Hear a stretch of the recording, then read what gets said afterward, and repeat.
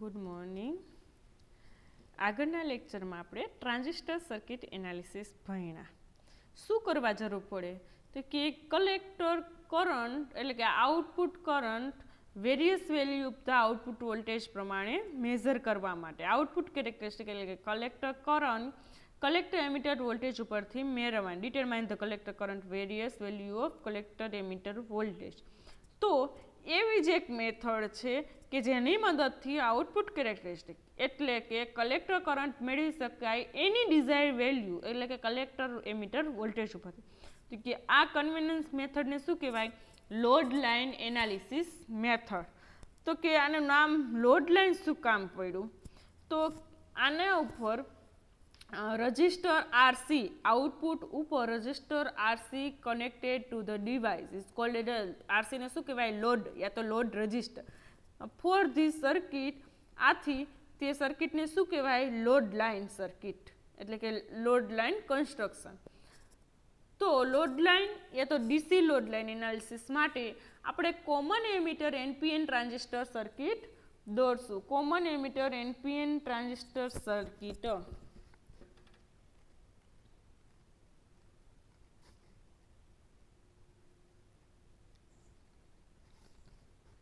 NPN transistor circuit. અને કેવી દોરસી? તો કે નો સિગ્નલ. શું કામ સિગ્નલ એપ્લાય નથી કર્યા? તેથી ધેરફોર ડીસી કન્ડિશન મેળવી શકાય in the circuit. Signal apply કરો તો એસી સિગ્નલ આવે, એટલા માટે આપણે એને સિગ્નલ એપ્લાય નહીં કરી. નો સિગ્નલ એપ્લાયડ. શું કામ? આપણે ડીસી કન્ડિશન જોઈ છે ને, એટલે જ નામ આપ્યું ને ડીસી લોડ લાઇન એનાલિસિસ. તો કે કોમન એમિટરની સર્કિટ દોરે. પહેલાં એનપીએનનો સિમ્બોલ, આ એનપીએન ટ્રાન્ઝિસ્ટર થયું, આ એનપીએન અને ટ્રાન્ઝિસ્ટરનો કલેક્ટર કહેવાય, અને બેઝ કહેવાય, અને આમ ડાયરેક્શન આપી એટલે આને ટ્રાન્ઝિસ્ટરનો એમિટર કહેવાય. એનપીએન કોમન એમિટર એટલે એમિટરને કોમન રાખવાની. કોમન એમિટર સર્કિટમાં સિગ્નલ નથી આપવાનું એટલે અહીંયા શું લખવાનું? નો સિગ્નલ. ઇનપુટ આપવાનું, સિગ્નલ નહીં આપવાનું, નો સિગ્નલ. પણ અહીંયા બેટરી કનેક્ટ કરવી પડશે, ડીસી બેટરી. તો કે એમાં શું હોય? Emitter base junction forward bias એટલે પી સાથે પોઝિટિવ એન સાથે નેગેટિવ. આ બેટરીનું નામ છે VBB. તો આને શું કહેવાય? આ થઈ ગયું emitter base junction forward bias અને collector base junction reverse bias. અને અહીંયા શું આવશે? RC. કે collector base junction reverse bias એટલે આ બેઝ સાથે નેગેટિવ કનેક્ટ કરો અને કલેક્ટર સાથે પોઝિટિવ કનેક્ટ કરો એટલે આ થયું collector base junction reverse bias. આને કહેવાય VCC. આ રજિસ્ટર લોડ રેઝિસ્ટન્સ RC. અહીંયા collector current IC plus base current IB equal to emitter current IE. આ output voltage VCE collector emitter voltage બરાબર. અહીંયા input voltage VBE base emitter voltage. આ થઈ circuit common emitter configuration NPN transistor circuit બરાબર. હવે આમાં શું constant છે? પહેલાં આપણે આને આઉટપુટ સાઈડ ઉપર કિર્ચોફ લો એપ્લાય કરી. ખાલી આઉટપુટ સાઈડ ઉપર આટલી સર્કિટમાં કિર્ચોફ લો એપ્લાય કરી તો શું આવે? કે એપ્લાય કિર્ચોફ લો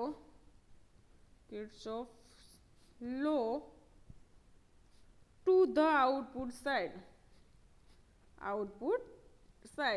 તો શું આવે? એપ્લાય કરો કે VCE પોઝિટિવ બરોબર, C થી તરફ એટલે VCE. આ નેગેટિવ સાઇન આવી એટલે કે માઇનસ VCC. બેની ડાયરેક્શન સેમ, આપણી સેમ ને કરંટની સેમ એટલે કે પ્લસ ICRC ઇક્વલ ટુ 0. અથવા આમાં ICRC ને કરતા કરો તો આમાં આવે ICRC equal to VCC minus VCE. અને આને આનમાં IC ને RC વડે ભાંગે VCC upon RC minus VCE upon RC. આવું થાય. શું કામ કર્યું? તો કે આમાં વીસીસી અને આરસી કોન્સ્ટન્ટ છે. In this equation number 1, in this equation, આ ઇક્વેશનમાં VCC and RC are constant. આ કોન્સ્ટન્ટ છે. આ કોન્સ્ટન્ટ હોય વીસીસી અને આરસી, તો વેરિયેબલ ક્યાં થયા? આઈસી ઇનપુટ આઉટપુટ કરંટ અને આઉટપુટ વોલ્ટેજ વીસીસી. આ ઇક્વેશન વાય બરાબર એમએક્સ પ્લસ સી જેવું ઇક્વેશન છે. વાય એટલે આઈસી, બરોબર. વાય એક્સિસ ઉપર આઈસી વર્સિસ વીસીસી નો ગ્રાફ જોઈશું. અને એક્સ એક્સિસ એટલે કે વીસી, એટલે આ પહેલા લખ્યું, આ છેલ્લે લખ્યું, તો આ એક્સ એક્સિસ થયું. આ બે તો કોન્સ્ટન્ટ છે એટલે આ કોન્સ્ટન્ટ જેવું થઈ ગયું. તો આ સ્ટ્રેટ લાઇનનું ઇક્વેશન થયું, એટલે કે ફર્સ્ટ ડિગ્રી ઇક્વેશન. તો કે આ સ્ટ્રેટ લાઇનનું ઇક્વેશન એ આઉટપુટ કેરેક્ટરિસ્ટિક જેવું ઇક્વેશન જેવું થયું. તો આને સોલ્વ કરો અને જે ઇક્વેશન મળે જે પોઈન્ટ મળે અને એને જોડતી તમે લાઈન ડ્રો કરો તો એને કહેવાય ડીસી લોડ લાઈન. એટલે કે કયા બે પોઈન્ટ? તો કે વીસીસી અને આઈસી ના point for given value of RC. એટલે આરસી એટલે 1/RC એટલે એમ થાય. તો કે આરસી તો એને કહેવાય લોડ લાઈન. બે પોઈન્ટ જોઈએ સ્ટ્રેટ લાઈનને દોરવા માટે. તો કે આ બે પોઈન્ટ કઈ રીતે મેળવશો? તો કે એક ફેરે કલેક્ટર કરંટ બરાબર 0 મૂકશું અને બીજી ફેરે કલેક્ટર એમીટર વોલ્ટેજ બરાબર 0 મૂકશું. પહેલા putting IC equal two 0, IC બરાબર 0 મૂકો ઇન ઇક્વેશન 1. આ ઇક્વેશનમાં આઈસી બરાબર 0 મૂકો તો શું આવે?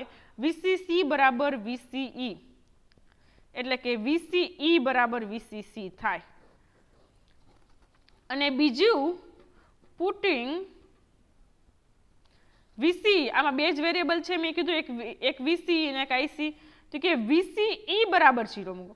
આઈસી બરાબર 0 મૂકો ત્યારે વીસીઈ ની મેક્સિમમ વેલ્યુ આવે. કેટલી આવે? તો કે વીસીસી જેટલી. હવે વીસીઈ બરાબર 0 મૂકો ને ઇક્વેશન 1 માં, ત્યારે આઈસી ની મેક્સિમમ વેલ્યુ આવે. કેટલી આવે? વીસી આ 0 થયો તો કે આઈસી આરસી બરાબર સામેની બાજુ જાય તો વીસીસી થઈ જાય. તો કે IC RC equal to VCC અને IC equal to VCC upon RC. આમાં 0 મૂકી દો તો આ ડાયરેક્ટ આવી જાય વીસીસી અપોન આરસી, બરોબર.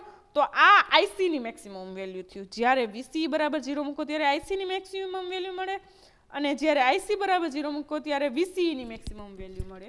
હવે આઉટપુટ કેરેક્ટરિસ્ટિક એટલે કે આઉટપુટ વોલ્ટેજ વર્સિસ આઉટપુટ કરંટનો આપણે ગ્રાફ ડ્રો કરીએ. એટલે કે આઉટપુટ કેરેક્ટરિસ્ટિક આપણે દોરીએ.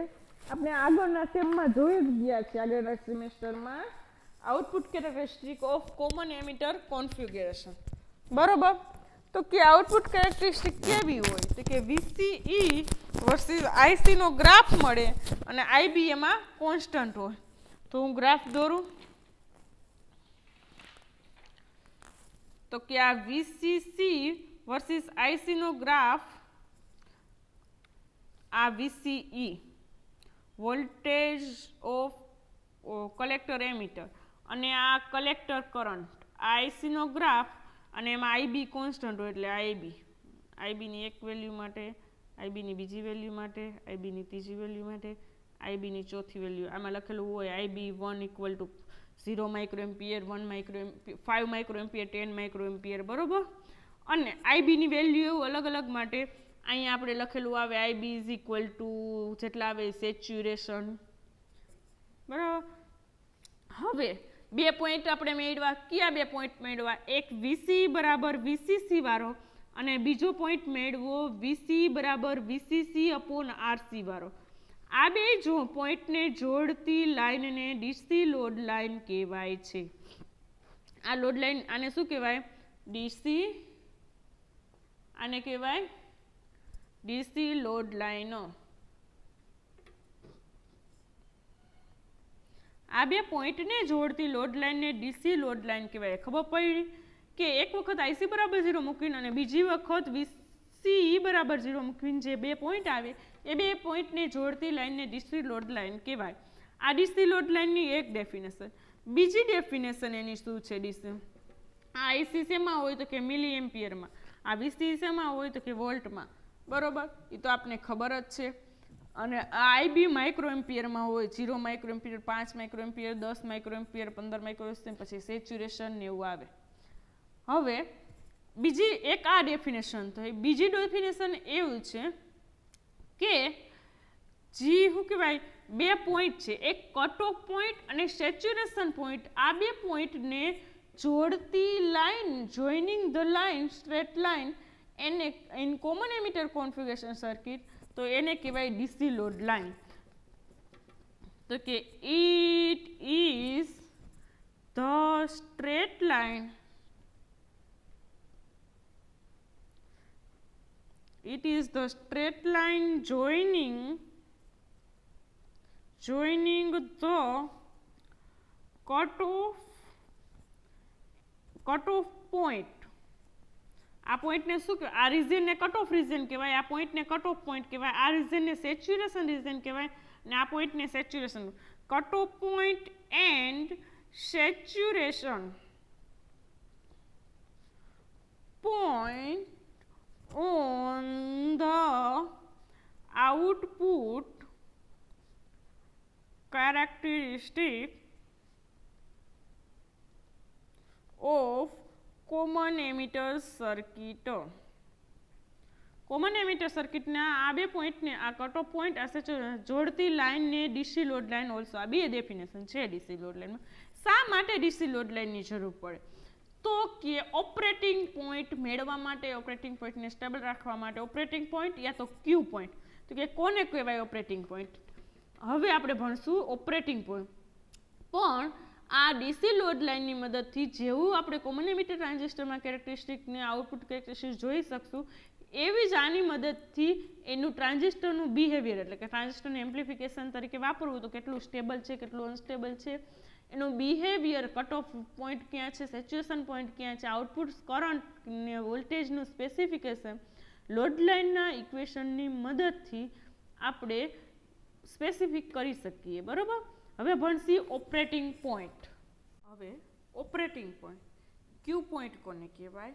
તો કે પહેલા ડેફિનેશન જોઈ લઈએ. તો કે zero signal value of IC and VC are known as a operating point. The zero signal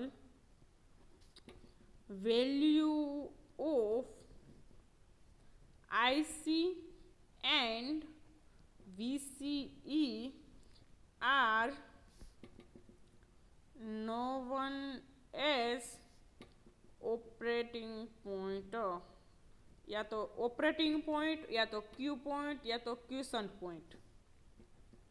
તો કે આપણે જોયું આગળમાં, આગળ આપણે જોયું અત્યારે લોડ લાઇનમાં કે એમાં આપણે ઝીરો ઇનપુટ સિગ્નલ આપતા હતા, અને ત્યારે આઈસી, વીસી અને આઈબીની વેલ્યુ માટે, એટલે કે આઈબી સ્ટાર્ટિંગ થાય ટ્રાન્ઝિસ્ટર, એને કહેવાય ઓપરેટિંગ પોઈન્ટ. ઓપરેટ થાય એટલે ઓપરેટિંગ પોઈન્ટ, અને હજી સ્ટાર્ટિંગ જ થાય છે વિધાઉટ સિગ્નલ એટલે ક્વોશન્ટ એટલે સાયલન્ટ, તેથી એને કહેવાય છે ક્યુ પોઈન્ટ યા તો silent point. Operating point it is called as a operating point યા તો ક્યુ પોઈન્ટ. બીકોઝ વાય એને ઓપરેટિંગ પોઈન્ટ કહેવાય? તો કે આઈસી અને વીસી એવી વેલ્યુ હોય પોઈન્ટે કે સિગ્નલ એપ્લાઇડ થાય. When it is applied a signal this point it is also called a quotient, એટલે કે સાયલન્ટ પોઈન્ટ યા તો ક્યુ પોઈન્ટ. શું કાં? તો કે આઈસી અને વીસી કેરેક્ટરિસ્ટિકમાં ટ્રાન્ઝિસ્ટર ત્યારે સાયલન્ટ હોય, એબ્સન્સ ઓફ સિગ્નલ હોય, સિગ્નલ એમાં પ્રેઝન્ટ હોતું નથી. જે આ વેલ્યુ હોય ને, જે આ સિગ્નલ પ્રેઝન્ટ ન હોય, એબ્સન્સ ઓફ સિગ્નલ હોય, એટલે એને સાયલન્ટ, એટલે એને હું કીધું ક્યુ પોઈન્ટ યા તો ઓપરેટિંગ પોઈન્ટ.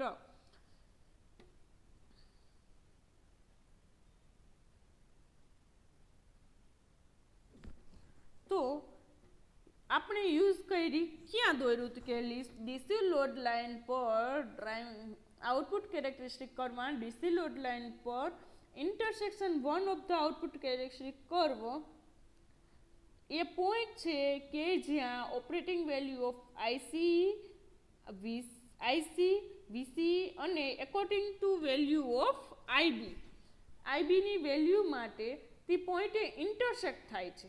જે ઇન્ટરસેક્ટ પોઈન્ટ છે, સ્ટાર્ટિંગ પોઈન્ટ છે, એ પોઈન્ટને ઓપરેટિંગ થાય છે એટલે ઓપરેટિંગ પોઈન્ટ કીધું, યા તો સાયલન્ટ છે એની કન્ડિશન એટલે એને ક્વેશ્ચન પોઈન્ટ કીધું, યા તો કોલ્ડ એઝ અ ક્યુ પોઈન્ટ. આ ખબર પડી ગઈ.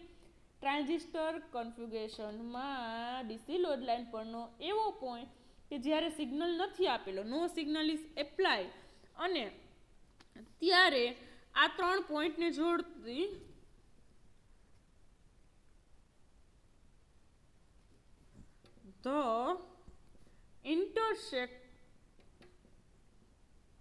intersecting value of આઈબીની એવી વેલ્યુ કે જ્યાંથી સ્ટાર્ટિંગ થાય છે transistor, VC and IC,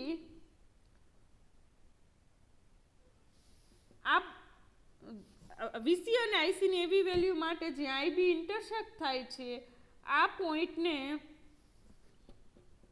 the point is called as a operating point. આ પોઈન્ટને કેવો પોઈન્ટ કહેવાય? ઓપરેટિંગ પોઈન્ટ યા તો ક્યુ પોઈન્ટ. અને ક્યુ પોઈન્ટ એ ટ્રાન્ઝિસ્ટર કોન્ફિગ્યુરેશન હજી સ્ટાર્ટ થાય છે, represent the question silent point. શું કામ? નો સિગ્નલ એપ્લાય. પણ ઓપરેટિંગ પોઈન્ટ શિફ્ટ થાય ડીસી લોડ લાઇન ક્યારે? જ્યારે ઇનપુટ સિગ્નલ આપો તો ઓપરેટિંગ પોઈન્ટ ચેન્જ થાય. કટ ઓફ રીજન કાસે છે, આપણે સિગ્નલ નથી આપતા, આગળ ડીસી લોડ લાઇનમાં જોયું. સિગ્નલ આપો તો એની વેલ્યુ વીસી અને આઈસીની ચેન્જ થશે, અને આઈબી એના ઉપરથી આની વેલ્યુ ચેન્જ થશે. બરોબર? આ તો ઓપરેટિંગ પોઈન્ટ.